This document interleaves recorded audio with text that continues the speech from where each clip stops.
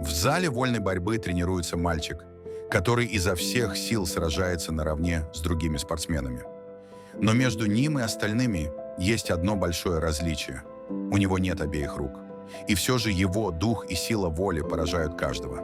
Он падает, поднимается и снова идет вперед. Для него инвалидность не преграда, а стимул доказать, что если у человека есть воля, ничто не способно его остановить. Каждая капля пота, каждая боль в мышцах для него – символ победы. Он хочет показать всем – сила не в руках и не в ногах, сила в сердце.